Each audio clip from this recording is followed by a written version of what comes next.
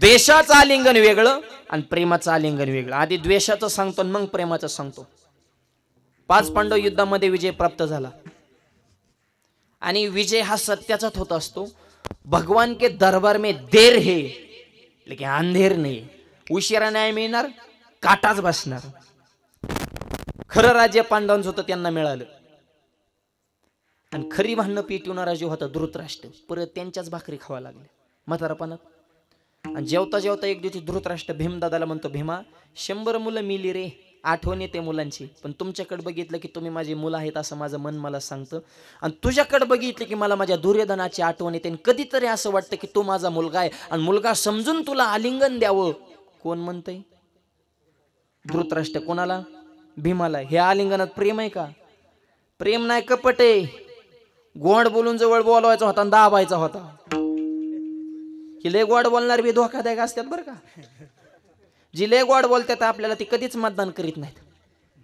लिहून घ्या तुम्ही. उघड उघड दुश्मन परवडला.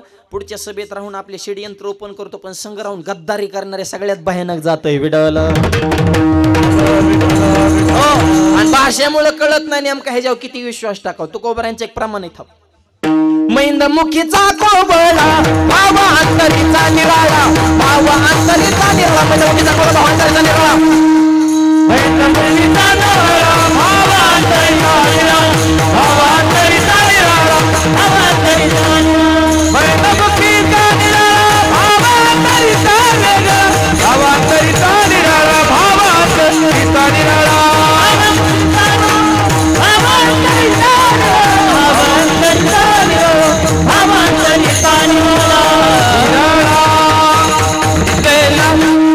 बसणारे जरा फ्रेश बसा बरं का. तुमचे जीवनाची याच झाल्या ते. जरा मोकळं बसा, जरा हाताना टाळी मुखानं नाम असं प्रसन्न बसा जरा. काय टेन्शन नाही. एक माझ्या किरीत हसतच नव्हतं. टाळी वाजून विठ्ठल म्हणे ना मला, आणि दुसऱ्याला टाळी वाजून द्या, त्याचा हात दाबायचा. मला त्याचा का हात दाबतो? मला माझ्यावर कर्ज आहे, आम्ही फेडाव का काय? बोंबलत फिरला मूर्खा. येतेत किती जाते हिशोब ठेवू ना. 10 कमान 5 खर्च का होईन का कर्ज? 10 कमी तो इच्छी पितो. बिस्लरी पिणं म्हणजे दुसरं ध्यानात येते. आणि हराळमध्ये तर कोणाच कर्ज नसतं. जर एखादे असले तरी टेन्शन घ्यायचं नाही. होऊन दे कर्ज, ज्याच्यावर कर्ज तेवच खरा मर्द. कर्जवाली म्हणताना आताशे आधार भेटला. होऊन दे कर्ज, भेटलं तर भेटलं नाही मार्द. पोरगा आहे ना मर्द, परत भरायचा अर्ज, काढायचं कर्ज, पण मोकळं बसायचं विठ्ठल.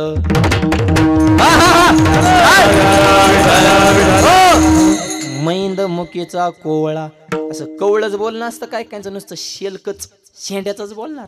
त्यांची भाषा ऐकली ना आपल्याला सुद्धा वाटतं हे आपल्या आहेत का कोणाच प्रेम करीत नसेल. तेव तर खरा राजकारणी असतो.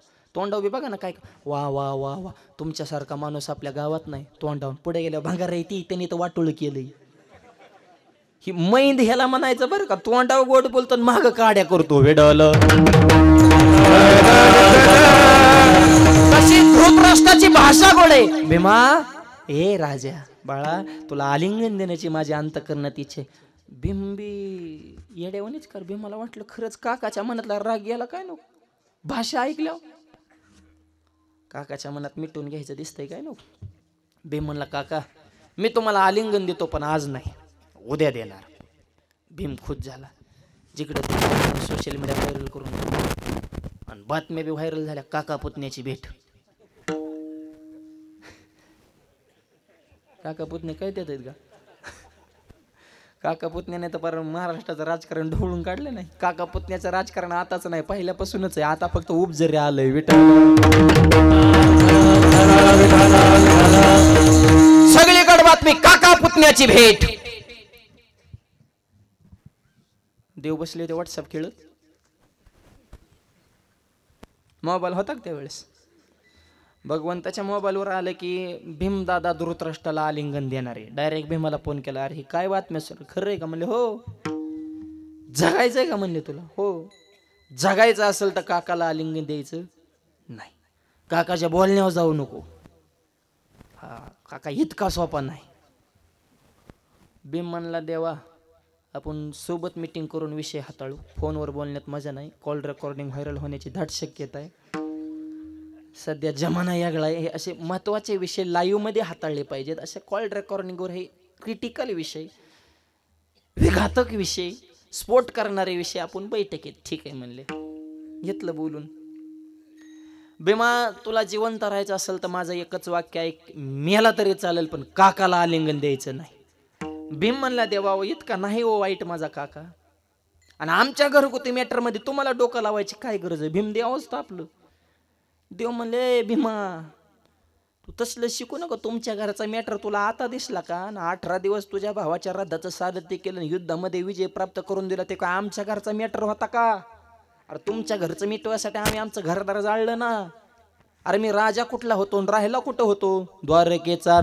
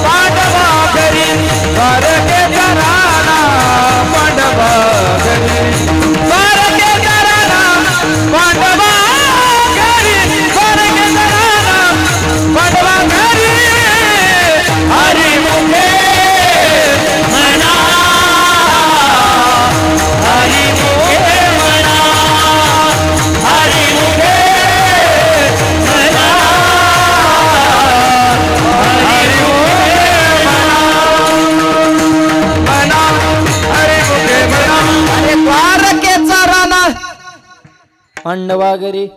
मी राजा, लहान मुलं बोल, मी राजा द्वारकेचा आहे, राहिला कुठं? पांडवागरी. अरे माझा मतदारसंघ कोणचा?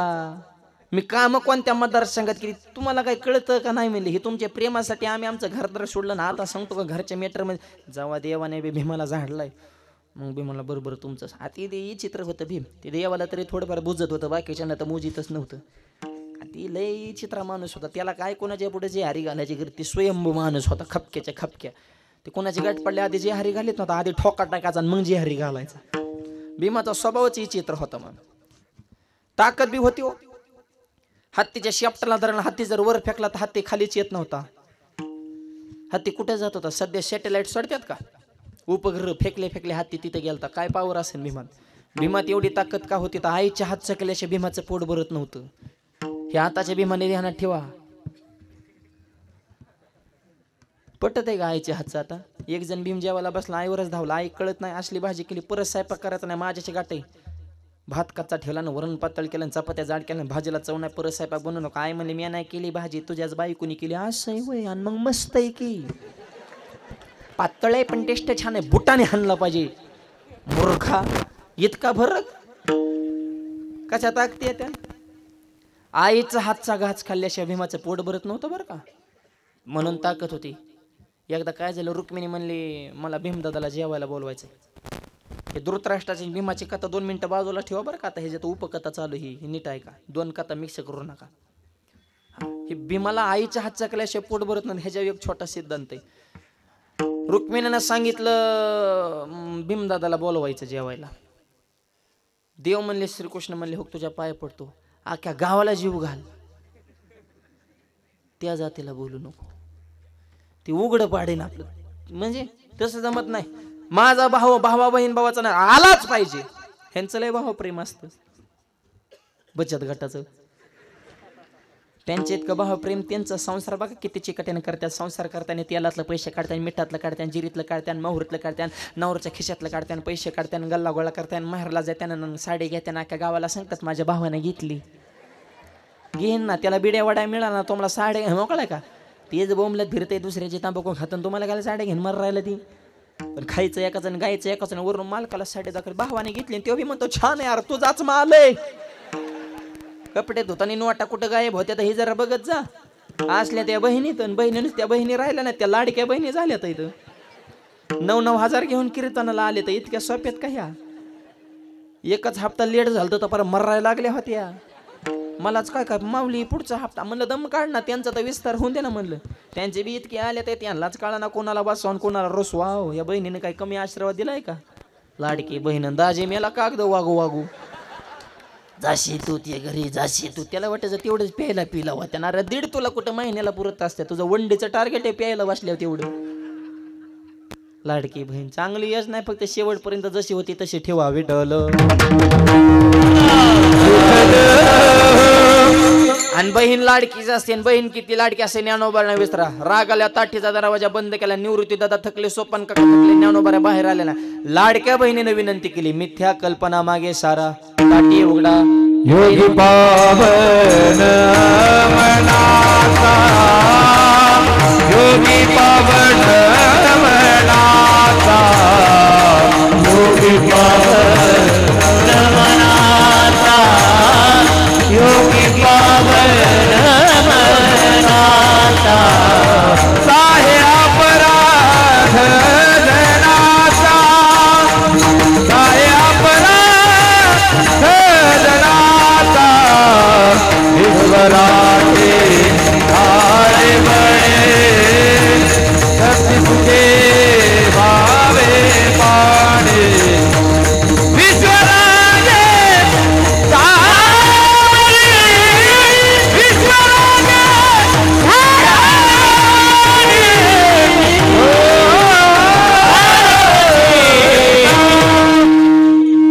योगी पावन मनाचा. 11 अभंगाचा बहिणीनं भावाला केलेला उपदेश आहे. प्रत्येक बहिणीला सांगणे, घरी गेल्या गेल्या भावाला सांगा दादा. भांडणं म्हणजे रक्षाबंधन नाही. रक्षाबंधनची व्याख्या बहिणीनं भावाला सांगा दादा तूच हो जगाला आनंद देणारा नंदाचा नंदन. आयुष्यामध्ये कधीच कुणाला फसवणुकीच लावू नको चंदन. डोळ्याला कोणती मुलगी दिसली तरी तिला बहीण म्हणून कर वंदन. हेच बहिणीसाठी भावाचं खरं रक्षाबंधन. हे खरं रक्षाबंधन आहे. हे बहीण भावाचं प्रेम टिकवा. आता बहीण भावाचं प्रेम राहिलं नाही जमिनीला मार्केट आल्यामुळं. बहीण भावा दावा लावते पैसे फेकन मग सहीला येऊ. एक अर्ज टाकला की भाऊ लोकही. सख्खे बहीण भाऊ तुटले सध्या नवीन आले ते गुरु भाऊ तिकडं आले ते का? गुरु बहीण गुरु मामा सख्खे वारलेत का तुमचे? नाही गुरु असावा पण सख्याचा काय आहे का नाही विचार भावा. बहीण भावाचे प्रेम रुक्मिणी म्हणे तसलं जमणार नाही. भीमाला बोलवायचं. अगं ती लय खातय ग आपलं पुरणार नाही तसलं सांगू नका. देव म्हणले परत जर काही झालं कमी जास्त तर मी थांबणार नाही बरं का इथं तुझं तू बघून घे. देवाने आधीच घाबरले म्हणजे 100 आचार्य लावला ना रुक्मिणीनं भीमाला जेवायला. एकटं जेवाय होतं पण 100 आचार्य 500 बाया चपात्या लाटाय. भीम बसला ना वदनी कवळ जी चोपाय सुरुवात केली बांधता चपात्याला चपातीच लागून त्यानं. आचार्य घामाघूम लाटणाऱ्या बाया म्हणल्या सगळं गाव संगच बसले काय का जेवायला. त्याच्यातली एक म्हातारी म्हणजे बघूनच येते किती मोठी पंगत बसते. ती बाहेर तिला तर झाकच आले म्हणजे एकच जेवतोय की ग. ती आत आली सांगितलं म्हणली चपात्या बारीक आपण रोज खातो अशा करू नका. जाड चपात्या बनवा रोट. चपात्या नाही चपाता जाड बनवा म्हणले. काय नाही एकटंच आहे चट खाईन म्हणले. जाड चपात्या तरी बी मिळत बसाना. परत उंड मळायला लागली. उंड्यावर आलं नुसती गोळ फेकायची भीमाकडे. भीमाने गोळ भीम म्हणला गोळ नाही पीठ सुद्धा ठेवीत नाही म्हणला. पीठ हाणलं भात संपला वरण संपलं आमटीचा आम्ही नाही. सगळी गडबड सुरू झाल्या. मग रुक्मिणी म्हणली अरे आता शिकतीला कळालं देव का म्हणत होती गावाला जीव घाल पण ह्याला नको. पण आता ताटावनं उठवायचा तरी कस काय बरं. पत्रकार लाईव्ह करीत होते. बाजूला आले देवाला फोन केला. देवाने रिंग वाजले की ओळखलं काय कुठाना झालाय ते. अहो त्याचं ते बघा ना तुला म्हणत होतो का नाही सगळ्याला बोलव पण. अहो पण आता पिता काय सांगू तुझं तो मिठव. रुक्मिणीने डायरेक्ट नसच दाबली देवाची. देवा ठीक आहे राहून द्या उपाशी. सगळे आले ते अख्खं गाव पत्रकार आहे लाईव्ह चालू आहे आणि 2 मिनिटात बातमी व्हायरल होईल. देवाच्या घरी भीम उपाशी. इज्जत माझी नाही जाणार. इज्जत कुणाची जाणार आहे? हेडलाईन काय चालणार आहे? अहो मोठ्याचीच हेडलाईन चालती. मूर्खाला नाहीत लोक चर्चेत घेत. हेडलाईन तुमची इज्जत जाईन, तुमच्या घरी भीम उपाशी राहिला, काय राहिला तुमचं? आणि इकडे जगाला सांगता मी बोलवेल्यान मी चालल्या वेल्यान वृक्षाचे पानन करतो म्हणा अन्यथा करतो म्हण, घरातलीच माणसं उपाशी लागली मर राहिला. इज्जत क्रेज म्हणलं की मग देव दम काढीत नाही. देव क्रेज ते वजन आहे देवाचं म्हणलं. रुक्मिणीने सांगितलं एक काम कर, माझ्या रूम मध्ये जा, गाडग्याशी उतरंडी ठेवली, वरून 3 नंबरच्या गाडग्यात गुळाचा खडा आहे म्हणले. ते गुळाचा खडाने भीमाच्या ताटात नेऊन ठेव आणि फक्त एवढंच सांग की दादा हा आईच्या हातचा गुळाचा खडा आहे. मागल्या 2 महिन्यापूर्वी आई साहेब आल्या प्रसाद म्हणून, त्यावेळेस त्यांनी दिला होता. हा आईच्या हातचा खडा आहे. रुक्मिणी म्हणले देवा त्यांनी पीठ सुद्धा ठेवलं नाही. गुळाच्या खड्याची अगरबत्ती कुठं लावत? तू यास डोकं लावू नको, जाऊन सांग फक्त आईनं दिलाय म्हणून. रुक्मिणी मातेने घेतला खडा आणि ताटात ठेवला. दादा आईच्या हातचा प्रसाद आहे, जरा करा तोंड गोड. खडा तोंडात टाकला, जाग्यावर ढेकर दिला. पुंडलिकावर दे उठलाच गडी बा. ती काय खायला बारीक नव्हतं, त्याच्यामुळे ताकद बी तशी होती मायबाप. आता खाणं नाही वजनदार, राहणं वजनदार नाही. काय मावळे सुद्धा वजनदार होते. वाघा संगत कुस्ती खेळायचे, उसाची मुळे हाताने पिळायचे, हंडा हंडा रस गिळायचे, व्यसन करणं टाळायचे, छत्रपतीला जाऊन मिळायचे. असे वजनदार मावळे होते. काय ताकद होते हनुमंतरायांमध्ये. दुसऱ्याच्या गावात गेल्या माणसे डिरिंग करीत नाहीत, गप बसतात. नको रे गाव दुसऱ्याचे झपके होताना आपल्याला येडेवानी करायला ग. हे वाघ असा झाला, दुसऱ्याच्या गावात जाऊन तिथल्या मालकाची दाढीच जळली. हनुमंत महाबली, हनुमंत महाबली, हनुमंत महाबली, हनुमंत महाबली. दाढी राव नाची चाली आवाज, दाढी नाची चाली, हनुमंत महाबली, दाढी राव नाची चाली. दया माझ्या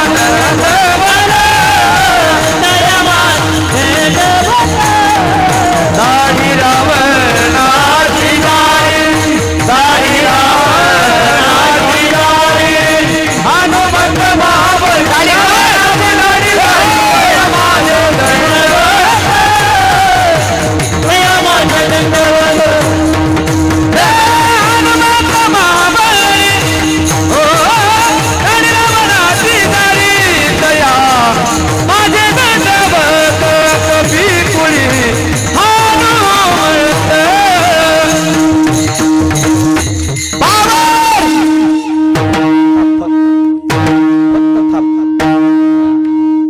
दाढी रावणाची जाळी, जाग्यावर बुका केला.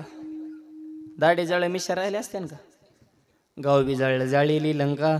धन्य धन्य म्हणे तो का ताकद सामान्य नाही, शरीर संपदा होती. आता काय शरीर संपदा राहिले का? आणि हनुमंतरामध्ये बी एवढी ताकद का होती? अंजनी मातेच्या दुधाचा थेंब दगड पडला तर दगड फुटत होता, वजरशील दूध हनुमंतराय पेलते. आता आईचं दूध राहिले का? इको कमी ठेवतो. आता पोरांना बाटली, जन्मल्यापासून बाटली तर शेवटपर्यंत बाटलीच, फक्त टॉपनात बदल होतो. रबर जातं पत्र्याचं येतं. लहानपणी दुधाची वाटली, त्याच्या तोंडात कोंबाची, पोरग झुळीत फेकायचं आणि बसायचं व्हॉट्सअप खेळत. ते पोरग एकटे झुळीमध्ये हे करतं, वर पत्र्याकडे बघत. पोरं बी बघा तुम्ही पाहिल्यासारखे गुटगुटीत राहिले नाही, त्यांची डोकी मडक्यावाने झाल्यात आणि हातपायच्या काड्या सुका करता, दुखा हरता, कंबर दाबल्या, ते ढिरीत फुकले, ते वाकडी तिकडी झाले, ते येड्या बाबळीवनी. काय त्यांना आईचं दूध आहे का, आईच्या मांडीव खेळा भेटतंय का, आईच्या माईच्या पदराची उभं. आता आई जीन पॅन्टवर रे, आईच मम्मी झाली आता, मम्मी मॉम झाली.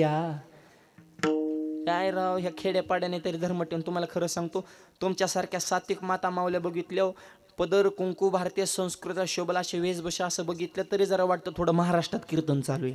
आता काय या पुणे मुंबईला अरे कोण कोणाचे कपडे घालतं हेच कळा ना. म्हण वरचा थोडं कमी. परवा पुण्यामध्ये कीर्तन, पुरुष मंडळींचा विभाग आणि महिलांचा विभाग असा वेगळा होता. आणि पुरुष मंडळींच्या विभागामध्ये एक पोरग त्याच्या बापाच्या मांडी बसलं होतं. लयच मोठमोठ्याने रडायचं. आम्ही मला किती रडते ते कीर्तन विक्षेप करते, उठा त्याला त्याच्या मम्मीकडे द्या. तो मला मीच मम्मी या. तर jean pant, bob cut, headphone, goggle, मला काय माहिती मम्मी का. अरे कोण कोणाचे कपडे घालतोय बॉ. पण तुम्हाला तुमचे कपडे पुरा नका बॉ. पुरुषाच्या कपड्यावर का अतिक्रमण करताय बॉ. ज्याची त्याची मर्यादा लक्ष्मण रेषा का आहे का नाही. आपण आपल्या धर्माला धोकादायक, दुसरा धर्म आपल्या धर्माला धोकादायक नाही. त्यांना टाइम राहिला नाही आपल्या धर्मात काड्या करायला, त्यांना त्यांचा टिकवायचा पडलाय. आपल्यात निष्ठावान नाहीत, आपल्याला बाहेरच्यांच्या स्वीकारायचा सवय लागल्यामुळे आपलं वाटोळ चालू आहे. आपण आपल्या धर्मावर आचार विचार सदाचार आपल्या जीवनामध्ये कसा असायचं प्रत्येकाने आत्मचिंतन करणं हे काळाची गरज आहे. विडवलं भीमदादाने सांगितलं देवा आमच्या घरच्या मॅटर मध्ये तुम्ही डोकं लावू नका. देव म्हणे भीमा आलिंगन देऊ नको. देणार एक काम कर मग द्यायचं तर जरूर दे पण आलिंगन देण्याच्या अगोदर 2 मिनिटाचा वेळ मला दे. ठीक आहे. दुसऱ्या दिवशी मीटिंग भरली राजसभा भरली आणि भरसभेमध्ये धृतराष्ट्राने केलं ना परिसर भीमा हे राजा तू काल म्हणला होता ना आलिंगन देतो. आलिंगन ह्या शब्दाचं चिंतन चालू आहे बरं का. द्वेषाचं आलिंगन सांगतोय आणि मग प्रेमाचं सांगायचंय. नीट आहे का. हात पुढे केला आणि भीम बी उठला. देवाने खुणेला ग बस मरचीन तुझा दुसरा नंबर आहे म्हणले. आम्हाला पहिला कोणाचा आहे. देवानं त्याच रात्री लोखंडाचा पुतळा बनवून घेतला भीमाच्या आकाराचा. लांबी रुंदी उंची जाडी डिकटो भीमच. भीमा म्हणून हात पुढे केला आणि दिला पुतळा पुढे सरकून. ती काय दिसत नव्हतं अंध होते. मिठी मारली 100 मुलं मारली होती. किती राग असेल भीमाविषयी धृतराष्ट्राच्या मनात करा विचार. भीमा म्हणून आलिंगन दिलं जीच कर कर कर भीम दाबलाय. लोखंडाचा पुतळा होता पण जागेवर बुका केला आणि मग भीम म्हणला अयो ह्याच्या जागेवर जर मी असतो जगलोच नसतो रे. तो मला काका नको काकी नको मला पहिलं जेवाय वाडा मला निघूनच गेले ती. सिद्धांत संपला. उत्तर आहे का. धृतराष्ट्रानं भीमाला आलिंगन दिलंच. आलिंगनात प्रेम आहे का. कपट देश राजकारण आहे अंतकरणातला मळे. हे झालं द्वेषाचं आलिंगन. असंच अजून एक आलिंगन आपल्या इतिहासामध्ये गाजलंय. आ शिवाजी हमारे गले लग जाओ. कोण म्हणतंय. अफजल खान. कोणाला. छत्रपतीना. राजे खूप दिवसाची इच्छा आहे या आलिंगन द्या बैठक बसू तह करू वाटाघाटी करू. पण आलिंगन देणार कसा होता. आशा वागिनीचा तो छावा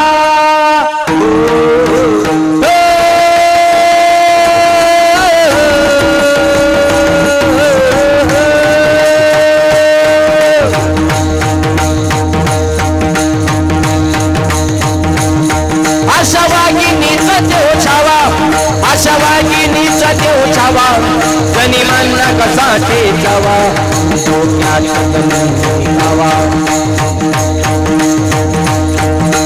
काली बाबा काली काली काली हा हा हा. बेटीचा झाडला सांगावा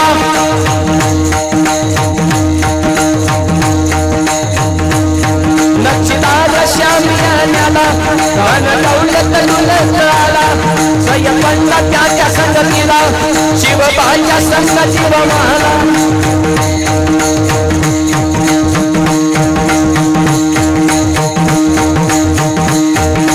आओ शिवाजी हमारे गले लग जाओ. पण आलिंगन देणारा कसा होता. रेतेचा दास तुकोबारांचा सेवक भगव्या झेंड्याचा शिपाई. जगदंबा मातेचं स्मरण करत छत्रपतीने खानाला आलिंगन दिलं आणि खानानं बघा त्याला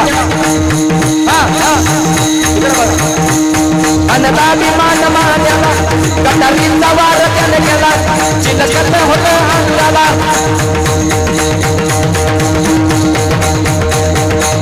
खानाचा वार फुका गेला. खान करवडला. गाडी गाडी हा आणि माझ्या छत्रपतीने नकाचा मारा गेला. पटापटी पिंड खूप झाला. तरा तरा चाललं बोलाला राम राम बोलाला राम छत्रपती शिवाजी महाराज की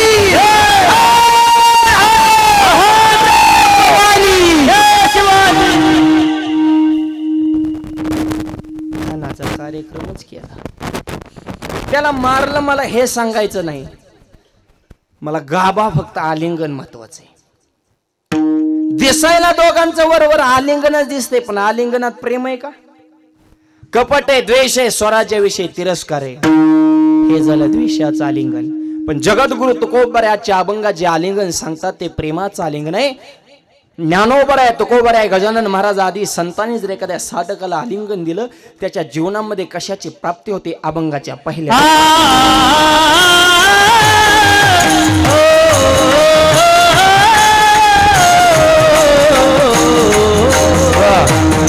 आलिंगन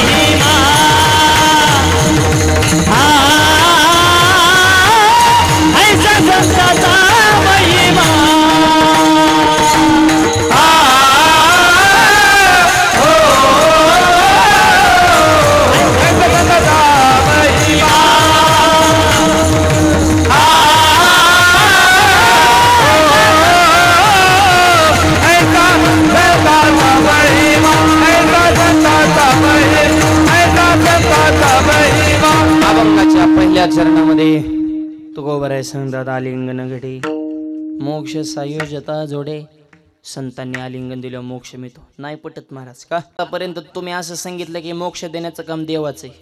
मोक्ष कोण देतो? देव. आणि आजच्या अभंगाचा मोक्ष कोण देतात? संत. एक बोला हो, असं कन्फ्यूज करू नका. घडी सांगायचं देवाकडे मोक्ष, घडी सांगता संतकडे मोक्ष. आम्ही नेमकं कुणाची भक्ती करावं? खरं सांगा नेमका मोक्ष कुणाकडे? तर त्याचं उत्तर आहे का देव मोक्ष देतो? नाही असं नाही, पण देवाकडला मोक्ष लेट प्रोसेस. सरकारी काम आहे ते, बघू करू ह्याच्यातून बसव त्याच्यातून बसवी तर कशातच नाहीत, पण नुसते नादी लावतात लोकांना. हे देवाचं काम. संतांचं काम तसं नाही. आपण सारी के करीती तात्काळ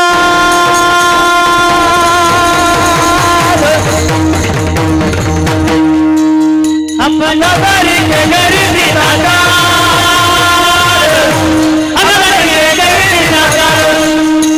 आपण सारी के करीती तात्काळ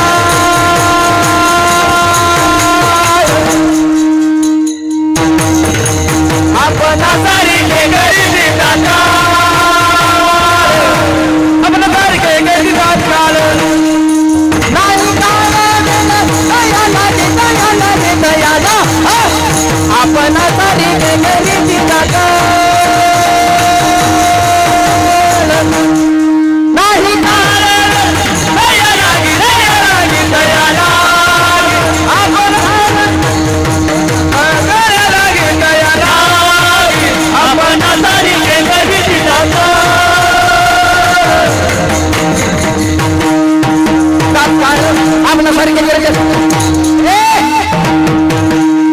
क्षणात तात्काळ शब्दाचा अर्थ न विलंब.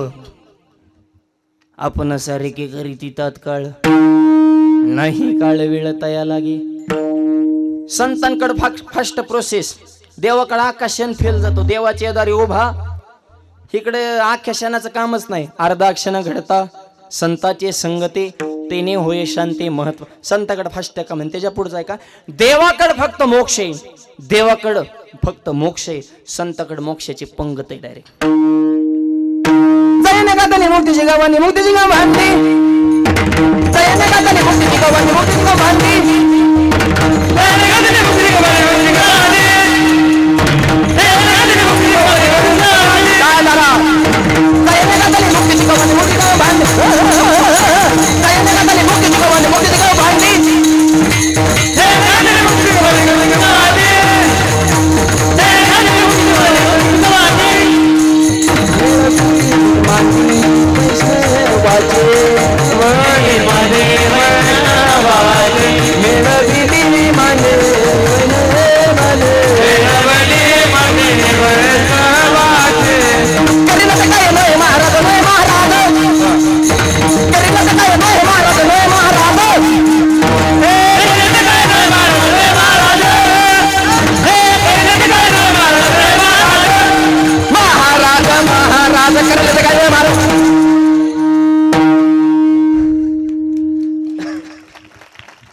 बसणारे म्हणते हे का धावत तर एकमेकाच्या अंगावर. आमची काय डोके चक्रम झाले तर का काय? ह्याला लय घासावी लागत. ही गायन वादन इतकं सोपं नाही. जिंदगी गेली काकांचा सहा लागा नाही. ताल तर त्यांच्या स्वप्नात सुद्धा येत नाही. गुरुदी सुद्धा बऱ्याच शिष्यांना कटाळ्यात येत. हो तुझ्या नादाने माझं विसरलं बाळा, पण तू नाही रे शिकला. पकवा जाऊ बसलं ती शाईच पाडली, पिटी बसलं तर भाताच फोडला, येणा दिला तर तारा तोडल्या, टाळगाळ्यात दिला तर त्याच्यात बोट गवून घेतली. तू फक्त एकाच लायकीचा आहे. वदनी कवळ घेता नाम गॅस रे हरीचे तरी बस के बात नाही. ओन निकलो चलो. बऱ्याच गुरुजीने शिष्य घरी काढून दिले. हे गायन वादन हे रक्तात असावं लागतं. ते कोणाचंही काम नाही. गाणारे वजनदार, वाजवणारे वजन, ऐकणारे बी वजनदारचे टाव करून काय चाललं रे ह्यांचं नेमकं काहीच चाललं नाही. संतांकडे मोक्षाची पंगत हे विषय चालू आहे. जयाने घातली मुक्तीची गवानी, मिळविली मांदी वैष्णवांची. गवांदी या शब्दाचा अर्थ पंगत. कशाची? मुक्तीची म्हणजे मोक्षाची. देवाकडे फक्त मोक्ष आहे, माऊलीकडे मोक्षाची पंगत आहे. पंक्तीत का समर्थाच्या पंक्ती भोजने तळलेल्या वरिल्या एकची पक्वाने. सामान्य असो मोठा असो संताकडे भेद नाही. देवाकडे मोक्ष मिळतो लेट प्रोसेस, संताकडे फास्ट काम आहे. म्हणून तुकोबाराय म्हणतात मोक्ष सायुज्यता जोडी. नाथ महाराज म्हणतात त्याच्यामुळे मला पुन्हा पुन्हा पुन्हा पुन्हा पुन्हा पुन्हा असं वाटतं की मज वाटे त्याशी आलिंगन कदा न सोडावे. काय फायदाय आलिंगने सुख वाटे प्रेम चिदानंदी घोटे हर्षे ब्रह्मांड उच्चटे समळ उठे मी पण आलिंगने संताची दिव्य झाली माझ्या काया मस्तके पायावरी त्यांच्या ठेविता आलिंगनाचा महिमा संतांनी आलिंगनले मोक्ष प्राप्त होतो कोणाला मिळाला आहे का पैठण निवासी नाथ महाराज नाथ महाराजांच्या घरी देव काम करत होता कामडीने पाणी जागरी जगरबानी वाहे कामडीने जगरबानी वाहे कामडीने पाणी जागरी जगरबानी वाहे कामडीने पाणी जागरी जगरबानी वाहे आनंद भक्ती भावे नीला बंदी रंगवाने आनंद भक्ती भावे नीला बंदी आनंद भक्ती भावे नीला बंदी त्यांचे पाय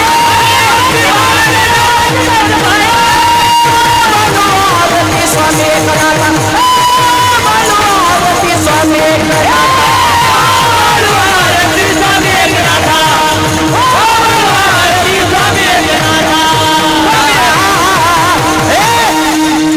देव पाणी भरतो तिथं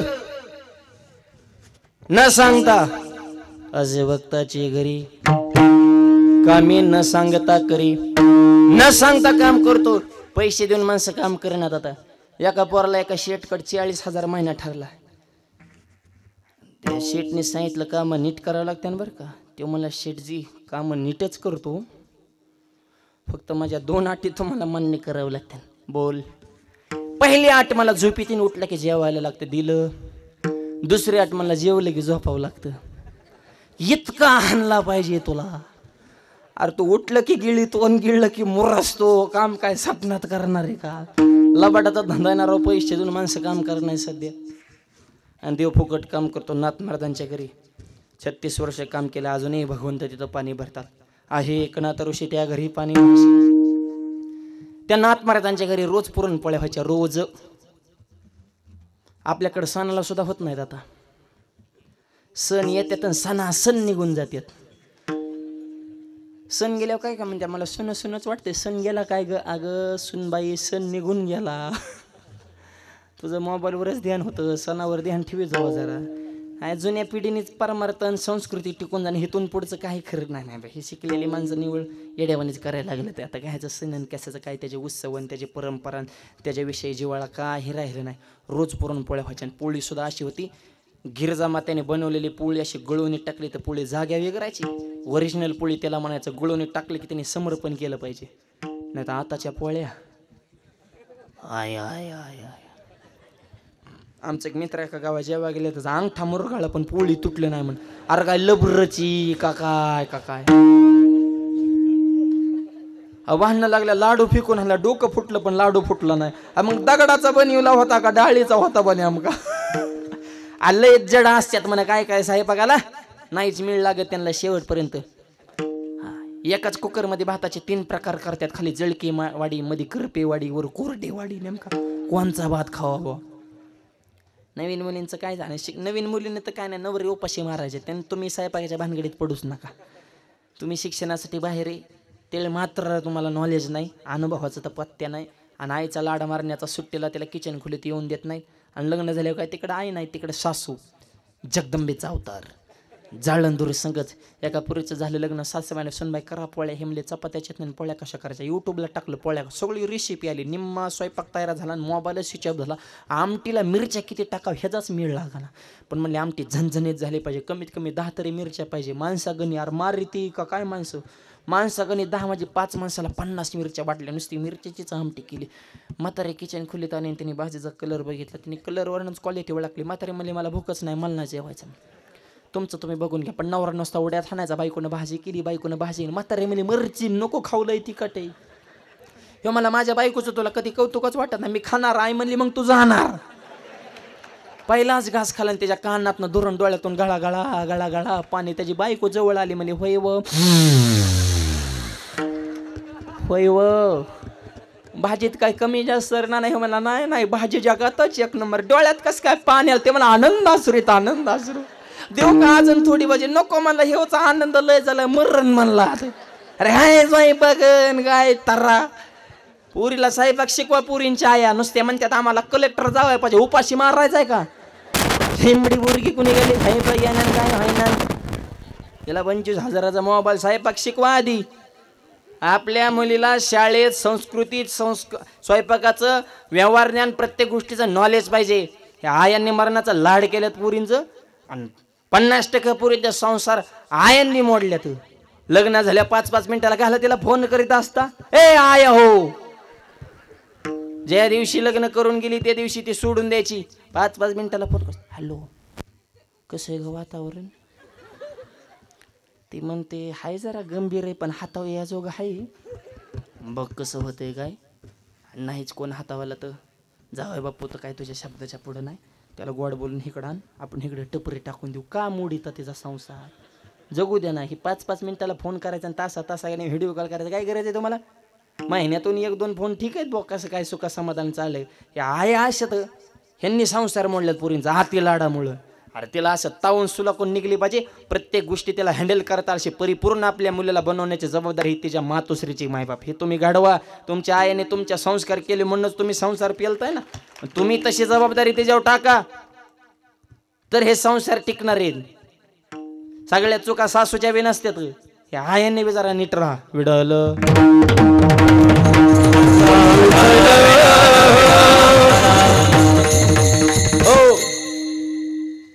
गिरजा मातेने केलेली पोळी इतकी सुंदर. पोळी गळून टाकली तर पोळी जाग्या विकरायची. आणि त्या पोळ्या खाण्यासाठी एक सामान्य घरचा बालक तेथून राहिला होता. त्याचं नाव गावबा. आहे आपलं साधं पोळ्या खायसाठी आपलं साधा सामान्य. शाळेतच गेलं नव्हतं ती आणि आलं डायरेक्ट नाथबाबांकडे पोळ्या चोपायसाठी. मस्तपैकी पोळ्या हाणायचं झोपायचं. हळूहळू कथेला बी बसायला लागली. गोडी लागली. परत देवपूजे नाथबाबाला बसले की छोटी मोठी कामं करायचं. पाणी आणून दे, फुलं आणून दे, अशी छोटी मोठी कामं करायचं सामान्य. नाथ महाराजांचा मुलगा हरिपंडित 4 वेद 6 शास्त्र 18 पूर्ण त्याच्या उलटी पाठ होती. त्याच्यामुळे तो जे हरीच कुणाला घालीत नव्हता. तुमच्याकडे ज्ञान किती ह्याला किंमत आहे. तुम्ही नम्र किती आहेत ह्याला किंमत आहे. हा वाकायला शिका मायबाप. लोक म्हणते शिकला तेव टिकला. हा जे वाकला तेवच टिकला. ज्याला इलेक्शनमध्ये निवडून यायचं त्याने कामं कमी करायची. वाकाय शिकायचं. कामाचा निवडून येण्याचा काहीच संबंध नाही. जास्त कामं केल्या उलट लवकर लोक पाडीत्यात. ही लय कामच मापात चालवून द्यायची. फक्त गोड बोलत राहायचं. वा वा वा वा जे अरे लोक म्हणतात भारी मान. लोकाला काय कामाचं घेणं त्याने फक्त मला किंमत द्या. हे असंच चालू आहे सध्या. कामाचं काय येतं. त्याच्यामुळे लोकांसारखंच आपण भरायचं गोड बोलून. वाकायला शिका. लहानपणा दे गा देवा. महापुरे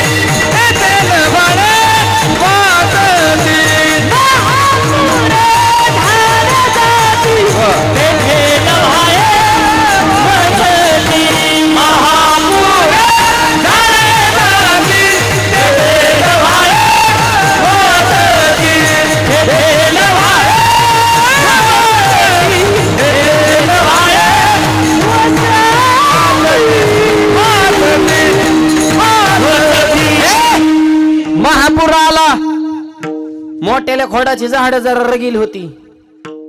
म्हणजे पाण्याला छती काढून उभं राहू. याला पाण्याच्या नादी लागायचंय. जे पाण्याचा झपका दिला काढ दिशेने मोडून पडली. मोठ्याले झाड मोडलेले बारकाल्या लवळ्याने बघितलं. त्याच्यातले एक मुकादम जरा जुना म्हातारा हुशार होता. म्हणलं हे बारकीच्यानं सांगितलं लवळ्या हो रगीलपणा करू नका बरं. पाणी आलं की अंग टाकून द्या झोपा. वाका म्हणले. आलं पाणी दिलं अंग टाकून झोपलेलं. पाणी गेलं निघून. पाणी गेलं की परत उभा राहिले. कोण कोण राहिले र ते तेला वाळले वाच. ते कशामुळं टिकली? वाकल्यामुळं. त्याच्यामुळं वाकायला शिका. हरिपंडित वाकतच नव्हता. नाथ महाराजांनी एक दिवशी म्हणला रामायणाचं उत्तरखंड कोण लिहिणार? नाथ महाराज म्हणले गावबाली. तेवले ते बोहळा आहे म्हणले. असू दे बोहळा. बोहळा असाव पण गाभोळा नसाव. गाबुळा म्हणजे अर्धा पिकलेला ना अर्धा शहाणा असाव पण अति शहाणा नसावं, येडा असाव पण घाल येडा नसावं. विठ्ठल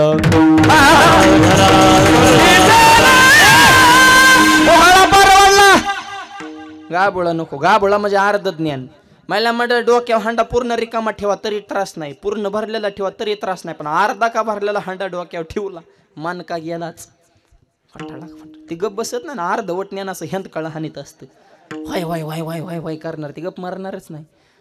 जे अति विद्वान आहे ती माणसं शांत असतात, ती वादाच्या पुढे गेलेले असतात. आणि जी लय मूर्ख आहे ना त्याला भांडणं कसे करायचं हेच कळत नाही. भांडणाचा नाद कोणाला, ज्याला थोडं कळतं का ते जास्त येडेवाणी करतं. 2-4 पुस्तक वाचणारेच आम्हाला प्रश्न करणार, कीर्तन करताना धोतर का घालता, बरोबर करू का, जेवताना ताटाच्या कडेने पाणी का फिरत, म्हणलं मुग्यात येऊ नये म्हणून. एक जण म्हणला पांडुरंगानं रुक्मिणीवर अन्याय केला.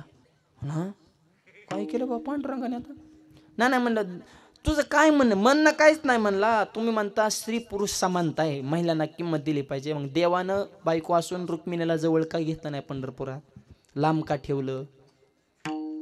पंढरपूरला गेलेत ना दर्शना, देवाच्या जवळ रुक्मिणी आहे का, नाही ना, लांब आहे, डायरेक्ट त्यांचं ऑफिसच वेगळं आहे. ह्यांचं इकडं असं 25 हात लांब आहे, असं तिरक्या बाजूला असं महाग का, देव पुढं रुक्मिणी महाग का, त्याने मला तडाकाच लावला. देव पुढं रुक्मिणी महाग का, म्हणलं तुझा एवढाच प्रश्न आहे, देव पुढं रुक्मिणी महाग. म्हणलं हा, म्हणलं ऐक, म्हणलं तू विठ्ठल आणि तुझी मंडळी रुक्मिणी, तुम्ही दोघं मोटरसायकल बसले, तुझी रुक्मिणी कुठे बसती. ते मला महागच असते. मला आमचं तसंच आहे, उलट आमची रुक्मिणी 25 हात जागा सोडू नये. आताची रुक्मिणी आया आया आया ड्रायव्हरच कळा ना कोण आहे. रुक्मिणी विठ्ठलाच्या बी पुढं मुंडकं काढते या. अरे जीव चालला गिर टाकू टाकू, त्याला पेट्रोलला पैसे राहिले, त्याची क्लच मध्ये बोट गावते आणि तुम्ही मागून पुढं मुंडकं काढले ते हँग होतंय. मरायला लागलं ती गिर टाकू टाकू. रुक्मिणी काही इकडे येऊन प्रश्न करायचे. मी म्हणलं देव पुढं रुक्मिणी महाग का, म्हणलं तू ऑफिसला जाताना तुझ्या मंडळीला सोबत घेऊन जातो का, म्हणलं नाही घरीच असते. म्हणलं हे तसंच आहे, पंढरपूर ऑफिस आहे. पण तो मला आम्ही कुठं कार्याला पाहुण्या रावळ्याकडे जाताना जोडीनं जातो की, म्हणलं मग आमचं बी देवाने रुक्मिणीला नेलंय की कुठं, संताकडे नांदे तया घरी दैवत पंढरीचे. देवला जा बरं, देवला लांब आहे का, देवला जोडीने का, संताकडे जोडीनं पंढरपुरात जगाचा कारभार चालवायचा. आणि ते कारभार चालवताना रुक्मिणीचा व्यत्यय नको म्हणून मागं थोडा अंतर ठेवून ठेवलंय. विडल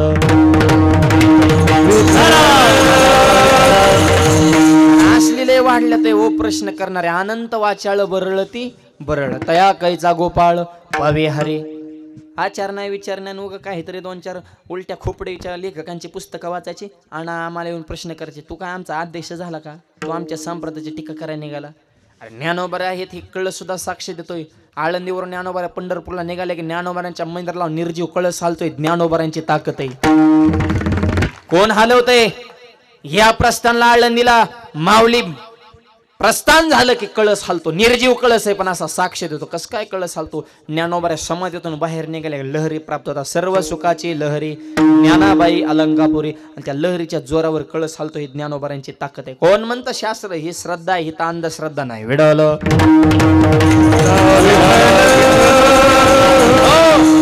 गावबा बोळाय म्हणले असू दे, तेव कस काय लिहिणार.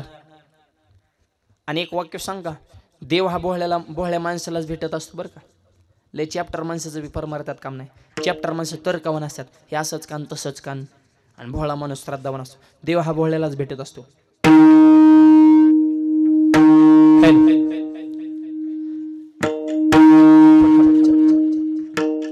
हरी पदा प्राप्ती, हरी पदा प्राप्ती भोळे भावे काळजी. हरी पदा प्राप्ती, हरी पदा प्राप्ती भोळे भावे काळजी. हरी पदा प्राप्ती, हरी पदा प्राप्ती, हरी पदा प्राप्ती, हरी पदा प्राप्ती, हरी पदा प्राप्ती भोळे भावे काळजी. हरी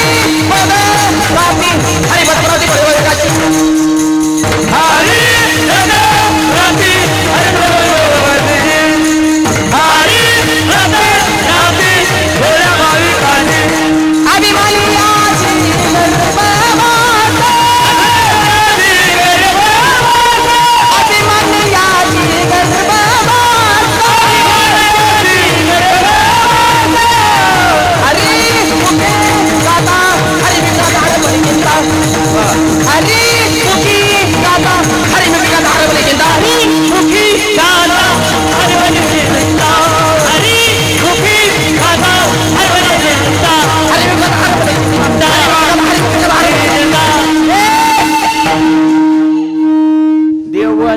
असतो ले चॅप्टर माणसाचं परमार्थात काम नाही. हरिपद प्राप्ती भोळ्या भावी काशी अभिमानी अशी गर्भवास. गाव भोळा आहे, लिहणार रामायण. कस काय? त्याला जवळ बोलवलं आणि नाथ महाराजांनी आलिंगन दिलं. आलिंगने संताची दिव्य झाली माझी. काय नाथबाने गावबाला आलिंगन दिलं, त्या गावबाची काय दिव्यमय झाली. गावबानं रामायणाचं उत्तरकांड लिहिलं. आजही पैठणला जा, नाथ महाराजांच्या मंदिर शेजारी मंदिर कोणाचं आहे? गावबाचं. फक्त पोळ्या खाण्यासाठी आलेला गावबा, पण नाथ महाराजांनी आलिंगन दिलं तर आज त्याचं मंदिर झालं. हा संतांचा महिमा शब्दामध्ये प्रगट करता येत नाही. अभंगाच्या दुसऱ्या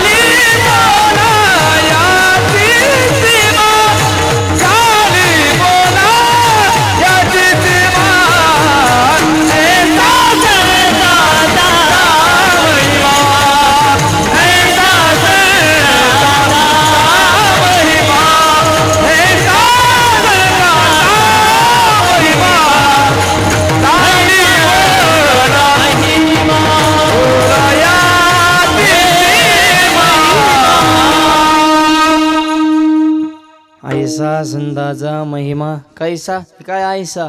आलिंगन दिलं तरी मंदिर झाले. झाली बोलायाची सीमा. काय शब्दामध्ये वर्ण तुकोबर आहे, मला माझे शब्द संपले. झाली बोलायाची सीमा.